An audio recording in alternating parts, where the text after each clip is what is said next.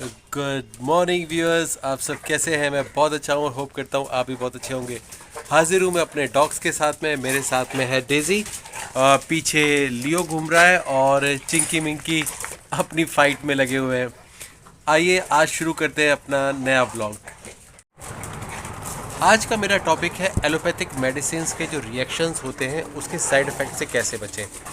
देखिए, होता ये है कि हम डॉग की फ़ौरन ट्रीटमेंट के लिए उसी टाइम हम मेडिसिन देना शुरू कर देते हैं और ये ज़रूरी भी होता है, क्योंकि अगर वक्त रहते हमने ट्रीटमेंट नहीं किया तो कभी कभी बहुत दिक्कत हो जाती है। तो हम क्या करते हैं, जैसे कि for example cough and cold हो गया तो हमने ऑगमेंटिन दे दी उसको। ऑगमेंटिन देने से और बाकी एंटीबायोटिक देने से अपने उसके साइड इफ़ेक्ट्स होते हैं। और दूसरी चीज़ होती है बीमारियों से बचने के वैक्सीनेशन देने से। बच्चों के अगर आप जैसे पपीज़ को या बेबीज़ को जब हम वैक्सीनेशन देते हैं तो वैक्सीनेशन देने के अलग साइड इफ़ेक्ट्स होते हैं जो चल के आगे चल के काफ़ी हानिकारक भी हो सकते हैं और ज़िंदगी भर के लिए ये प्रॉब्लम भी क्रिएट कर सकते हैं। उसी तरह से एंटीबायोटिक्स होते हैं। एंटीबायोटिक्स हम देते हैं उससे फ़ायदा तो हो जाता है, लेकिन आगे चल के ना उसके साइड इफ़ेक्ट जो होते हैं वो एक अलग बीमारी के तौर पे हमारे सामने आते हैं। तो आइए हम देखेंगे क्या क्या बीमारियां ऐसी हैं जो हमें एंटीबायोटिक और वैक्सीन देने से होती हैं और उनका हम होम्योपैथिक में कैसे ट्रीटमेंट कर सकते हैं। लियो ने एज़ यूजुअल अपनी जगह ले लिए, डेज़ी को हटा दिया है और ये आके मेरे पास बैठ गया है। डेज़ी बेचारी घूम रही है पीछे, वो सोच रही है कि मुझे भी मौका मिले। डेज़ी की थोड़ी सी तबीयत ख़राब थी बीच में, अभी तो ठीक है, लेकिन मेडिसिन के भी अपने साइड इफ़ेक्ट्स होते हैं। तो उसी के चक्कर में इसको थोड़ी सी दिक्कत है, उसको होम्योपैथिक से ट्रीट कर रहे हैं। और देखिए, शो सीज़न आ चुका है। डॉग्स को तैयार करना और उनको प्रेजेंटेबल बनाना बहुत ज़रूरी है। अक्सर ये दिक्कत आती है लोगों के पास में कि पूरी साल तो डॉग ठीक रहते हैं, लेकिन जैसे ही शोज़ आते हैं वैसे ही डॉग्स के अंदर कोई ना कोई दिक्कत आनी शुरू हो जाती है।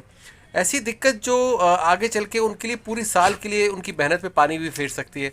तो इसीलिए हम लोग ऐसे ट्रीटमेंट देखेंगे कि जो डॉग को वक्त रहते आप दे सकें और आने वाले टाइम में जब उनको शोज़ में ले जाना हो, कभी ऐसी कोई दिक्कत आ रही हो तो उसको ये दिक्कत ना फेस करनी पड़े।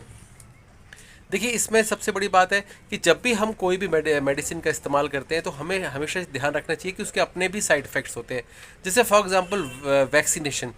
वैक्सीनेशन के बहुत सारे साइड इफ़ेक्ट्स होते हैं। उसकी बहुत अच्छी मेडिसिन है थुजा। थुजा को हम लोग वैक्सीन के साइड इफ़ेक्ट्स के लिए यूज़ कर। आपने अक्सर देखा होगा जब भी वैक्सीनेशन होता है तो जो सबसे प्राइमरी जो प्रॉब्लम आती है वो आती है जिस जगह पे वैक्सीनेशन होता है वो जगह सूज जाती है। देखिए, इसके लिए भी बहुत अच्छी मेडिसिन हैं। एपिसमेल। एपिसमेल यूज़ कर सकते हैं आप इस केस में, जब आपने कोई वैक्सीन लगाई और उसके बाद में वहाँ पे सूजन आ गई और बहुत ही सुई चुभने जैसा दर्द हो रहा है, तो इस तरह के केसेस के अंदर आप एपिस यूज़ कर सकते हैं जहाँ पे चुभने वाला दर्द हो। और जहाँ पे पंक्चर वुंड, यानी मतलब किसी चीज़ के चुभने की वजह से अगर वहाँ पे कॉम्प्लिकेशंस हो रही हैं तो लेडम पाल आपको देनी चाहिए। ये 200 और 30 पोटेंसी में दोनों मेडिसिन दे सकते हैं और इसके बहुत अच्छे रिजल्ट रहते हैं। अगर जिस जगह इंजेक्शन लगा हुआ है वहाँ पे सूजन आ जाए और वहाँ पे उस सूजन की वजह से हल्का हल्का बुखार आ जाए आपको, और उसके जो जगह सूजी हुई है वो हल्के गुलाबीपन रेडपन पे हो, तो ऐसे केस में हमें बेलेडोना, ये भी आप 30 और 200 पोटेंसी में दे सकते हैं दिन में 4 टाइम, हर 6 घंटे बाद। अगर जहाँ पे वैक्सीनेशन लगा है और वहाँ पे फोड़ा बन जाए, क्योंकि कभी कभी क्या होता है कि वो जगह पक जाती है, उसके अंदर पस पड़ जाता है, फोड़ा टाइप पड़ जाता है। अगर ऐसा केस है तो साइलिशिया 30 पोटेंसी में आप दे सकते हैं, बहुत अच्छा काम करती है। आप पोटेंसी में देंगे तो ये उसको पस निकालने में हेल्प करेगी। और आप ज़्यादा 1 m पोटेंसी में जैसे देंगे तो ये उसको बैठा देगी। इंजेक्शन लगाने के बाद में वैक्सीन का, तो अगर आपके डॉग को कोई ऐसी बीमारी होती है जो वैक्सीन की वजह से हुई है, ऐसे केसेस में 2 मेडिसिन जो सबसे अच्छा काम करती है, एक है तुजा जो हम पहले बता चुके हैं और दूसरी है एंटिमटाड। ये दोनों मेडिसिन आप 30 और 200 पोटेंसी में ले सकते हैं। कभी कभी ऐसा होता है कि जब हम वैक्सीन लगाते हैं तो वहाँ पे एलर्जिक रिएक्शन जैसा हो जाता है और वहाँ पे स्कार्स बन जाते हैं, बड़े बड़े निशान बन जाते हैं।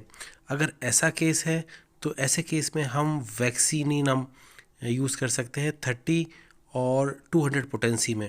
ये आपको ज़्यादा नहीं देनी है, वीक में सिर्फ 2 बार ही देनी है। अगर ऐसा हो कि कभी वैक्सीनेशन के बाद में डॉग की स्किन एकदम ड्राई हो जाए, रफ़ हो जाए और उसको एलर्जिक रिएक्शन स्टार्ट हो जाए। एलर्जिक रिएक्शन का मतलब है कि उसके बाल हटने शुरू हो जाए, वहाँ पे स्पॉट्स नज़र आने लगे, स्किन के अंदर इन्फेक्शन हो जाए, ड्राई फ्लेक्स नज़र आने लगे। ऐसे केस में आपको मेलेड्रिनम 30 या फिर 200 यूज़ कर सकते हैं। साथ में आप मेजरेनम यूज़ कर सकते हैं 30 पोटेंसी में। होप ये वीडियो आपको इन्फॉर्मेटिव लगा होगा। हम अपने चैनल के ऊपर इसी तरह के बहुत सारे वीडियोस लाए हैं जिनके अंदर हमने डॉग्स की हेल्थ के बारे में, मेडिसिन के साइड इफ़ेक्ट्स के बारे में, डॉग्स की ब्रीड्स के बारे में डिस्कशन किया है। आप अगर कोई भी अगर आपको प्रॉब्लम है आपके डॉग को, आप उसके टॉपिक को आप डाल सकते हैं मेरे चैनल के नाम के साथ में।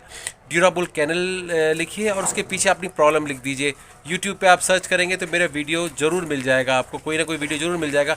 अगर फिर भी अगर आपको कोई वीडियो नहीं मिलता और आपको ऐसा लगता है तो आप मुझे व्हाट्सएप कर सकते हैं। प्लीज़ कॉल मत कीजिए, अक्सर बिज़ी रहने की वजह से मैं कॉल नहीं उठा पाता। लोग परेशान होते हैं और फिर कहते हैं कि सर आपने कॉल नहीं उठाई। देखिए, मैं कॉल उठाना मेरे लिए पॉसिबल नहीं होता क्योंकि मैं जिस कमिटमेंट में, जिस काम में अगर मैं लगा हुआ होता हूँ उसमें कॉल आकर वो सारा डिस्टर्ब हो जाता है। और क्योंकि कॉल जो होती है वो काफ़ी लंबी चलती हैं, वहाँ पे लोग ना पूरा डिस्कशन, इमोशनल और सारी चीज़ें डिस्कशन करना शुरू कर देते हैं, जो मेरे लिए पॉसिबल नहीं होता कि मैं उनको काफ़ी टाइम दे सकूँ। तो इसलिए सबसे अच्छा है कि आप बिल्कुल प्रिसाइसली अपने मैसेज को आप टाइप करके वॉइस मैसेज या वीडियो के साथ में भेज दीजिए। मैं वक्त रहते देखता हूँ उसे और उसका जवाब भी ज़रूर देता हूँ। जो पॉसिबिलिटी होती है हेल्प करने की वो मैं करता हूँ, और वरना मैं आपको गाइड भी कर देता हूँ कि आप क्या कर सकते हैं। होप ये वीडियो आपको इन्फॉर्मेटिव लगा होगा। अगर आपको पसंद आए तो प्लीज़ इसे लाइक, शेयर, सब्सक्राइब जरूर कीजिए। Thank you for watching us. Have a good day.